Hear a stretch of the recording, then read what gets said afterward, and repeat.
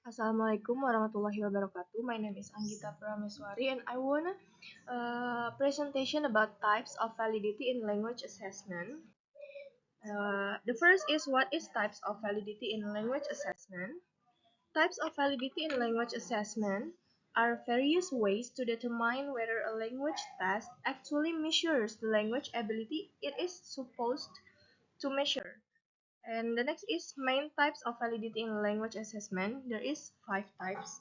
The first is construct validity, the second is content validity, and the third is past validity, fourth is washback validity, and the last is criterion related validity.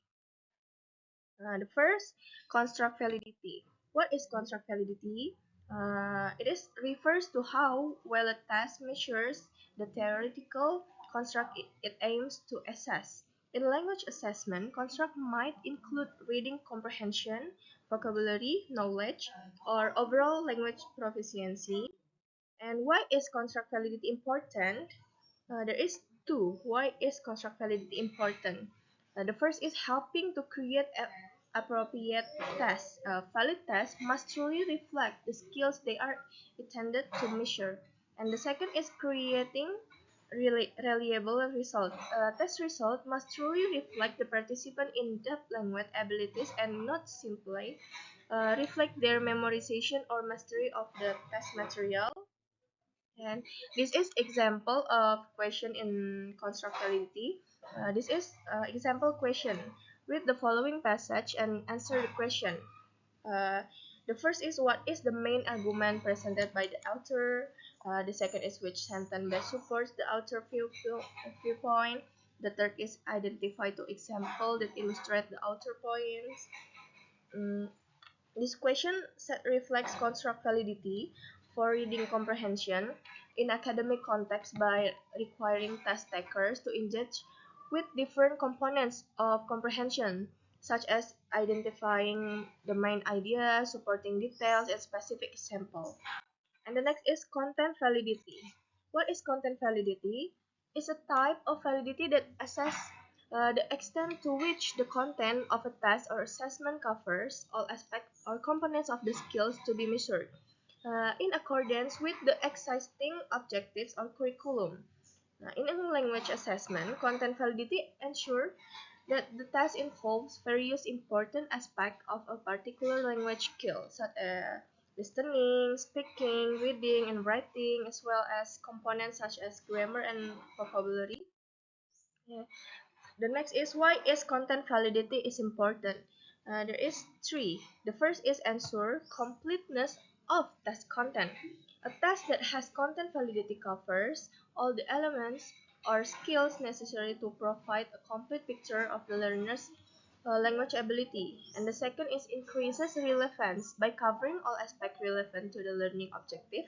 The test becomes more relevant and effective in measuring uh, through language ability. And the next is reduce bias. Content validity also reduce the potential for bias that occurs when a test measures only a small portion of the desired language skill. And the next is example of question in content validity. And there is question. Read the passage below and answer the following question.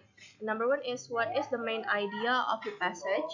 The second is which statement is an example supporting the main idea? And three and four,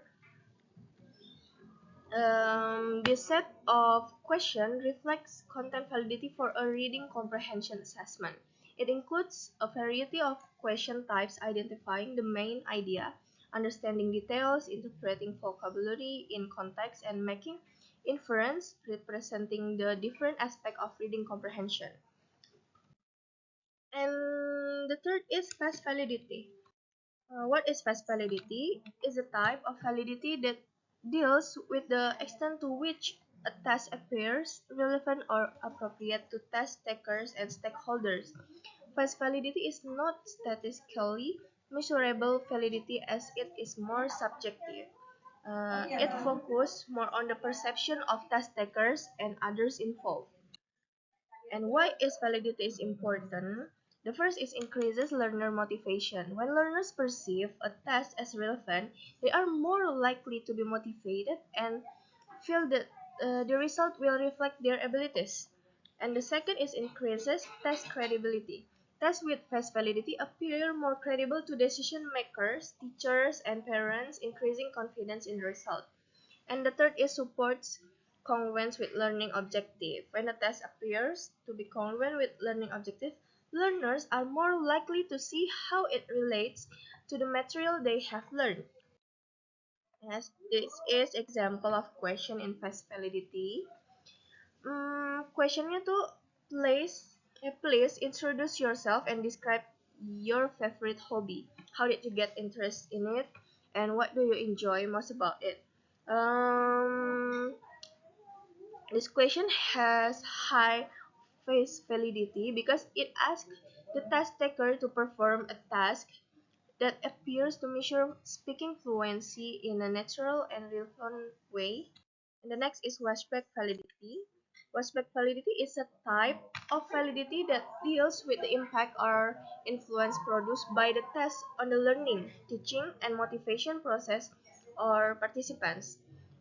It refers to the extent to which a test can encourage or motivate positive teaching and learning practice, or conversely, can also lead to unproductive practice if the test is not well designed. And why aspect validity is important? The first is influence the learning process. The second is changes teaching practice. And the next is increases motivation. And the next is example of question in aspect validity in is negative aspect validity. Grammar-based high test exam in secondary schools. The test descriptionnya, a high-stakes exam at the end of the school year primarily assess student knowledge of grammar rules and isolated items. A teacher might focus heavily on drilling grammar rules and vocabulary memorization rather than encouraging students to engage in communicative language use or critical thinking in language context.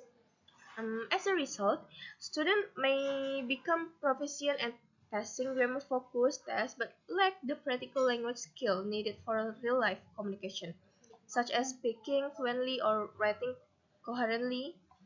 And the next is the last criterion-related validity.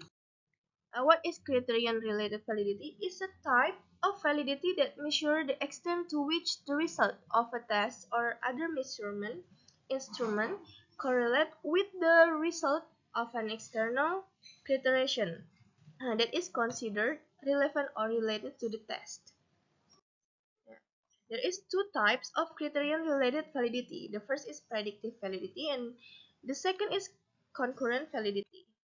And predictive validity, it measures the extent to which test result can predict future outcomes. Concurrent validity is measure the extent to which test result correlate with criteria that are measured simultaneously. In this case, the test being evaluated is compared to other or tests that have been proven valid to measure the same thing at the same time. As this is example question of predictive validity. Example-nya, a university use entrance exam scores predict student academic performance during their time at your university. And example question of concurrent validity is a new intelligence IQ test is developed and compared to an established and valid IQ test. Um, There is explanation of types of validity in language assessment from me. Thank you for your attention. Assalamualaikum warahmatullahi wabarakatuh.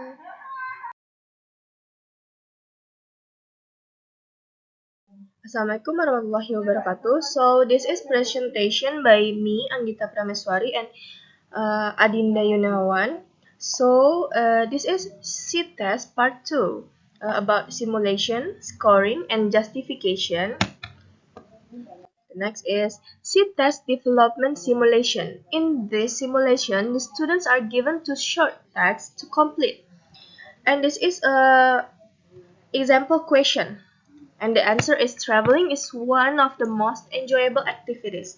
It allows people to experience new cultures, try different foods, and meet new friends. Traveling also helps individuals to relax and unwind from their daily routines. It provides a sense of freedom and adventure that can be hard to find in daily life.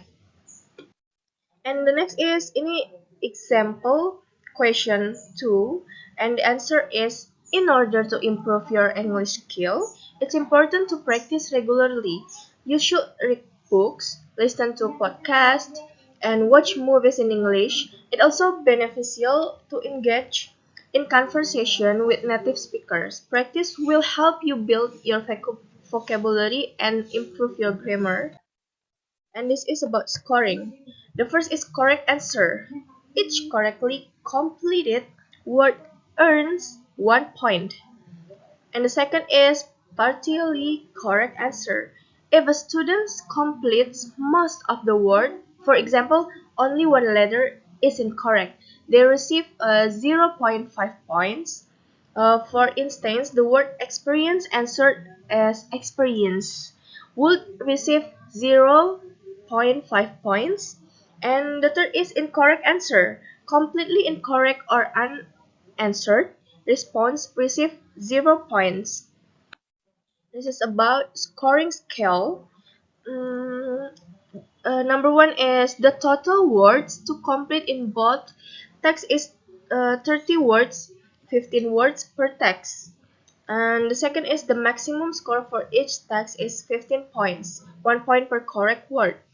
And the third is final score. The total score from both texts is calculated and multiplied by 3 to obtain a score out of 100. For example, if a student scores 25 points out of 30, their final score is 25 per 30 times 100. It is 83.33. And the next is assessment criteria. And the first is 85 100 points, high proficiency. The student successfully completes most words correctly, showing excellent command of vocabulary and grammar. And the next is 70, 84 points, intermediate proficiency. The student can complete most words, but there are some errors in word choice or grammar. And the next is 50,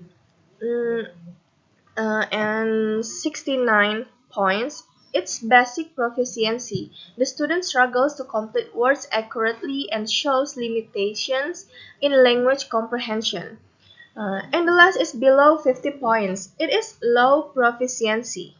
The student only completes a few words correctly and requires significant improvement in language skill. Next is justification. The selected texts cover diverse topics, namely tourism and language learning. Both topics are suitable for intermediate levels, as they contain common vocabulary frequently used in everyday conversation. So the first text includes vocabulary related to everyday activities, such as experience, cultures, freedom, relevant to intermediate student comprehension levels.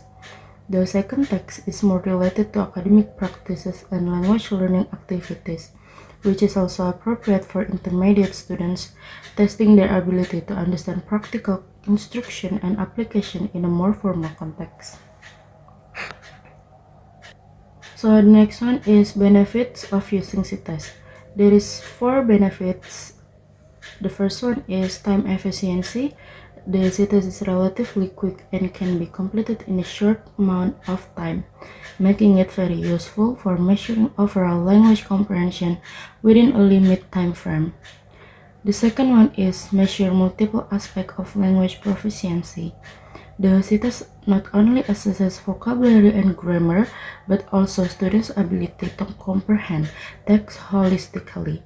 This provides a more comprehensive view of their language skills compared to multiple choice tests or closed tests. The third one is objective and consistent scoring.